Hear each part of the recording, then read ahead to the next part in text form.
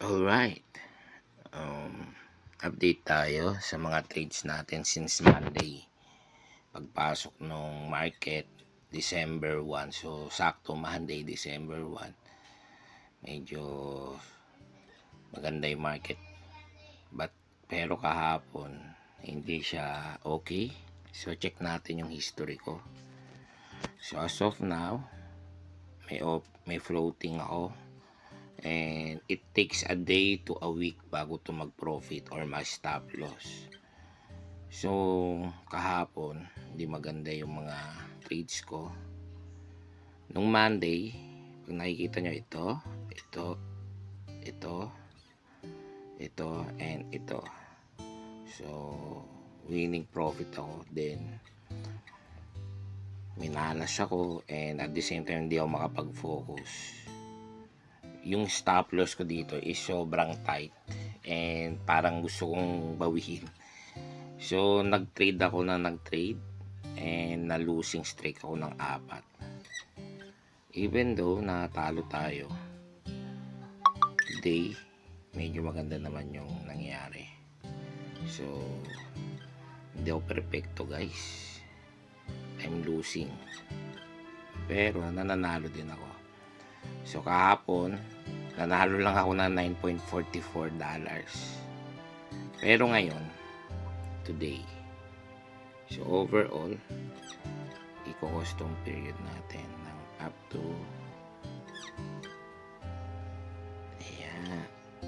today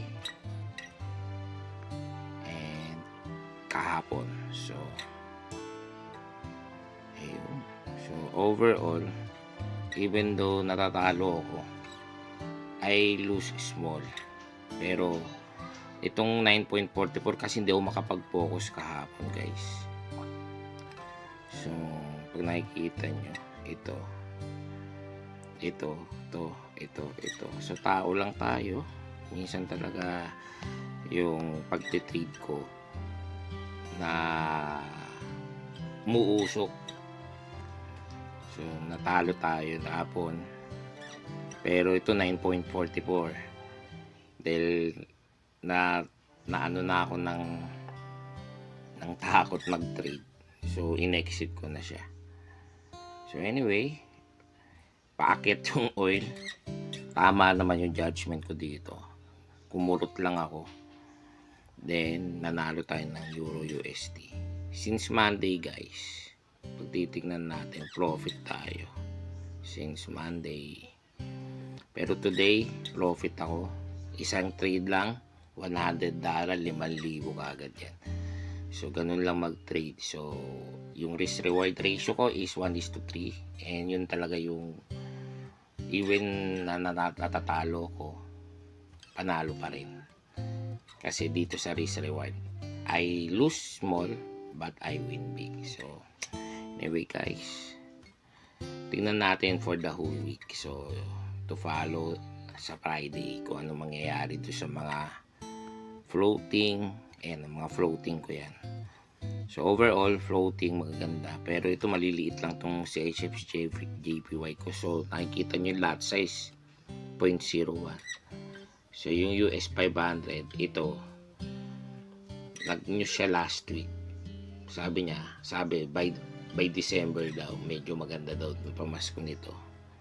So, sentimental analysis. By sentimental analysis, guys. Chinek ko yung chart ko, technical analysis. Then, paangat nga talaga siya. So, US oil, technical analysis, paangat talaga to. And I'm holding na. Hold ko na siya for a week or for a month. So, kung ma-stop loss ako, okay lang. Pag panalo naman ako, malaki yan. So, hindi basta-basta ang market naman is hindi ka naman bibiglain eh. So, trade moderately lang. So, anyway, update and sana makuha nyo rin tong skills na to at makakatulong to sa inyo, promise. Okay, bye.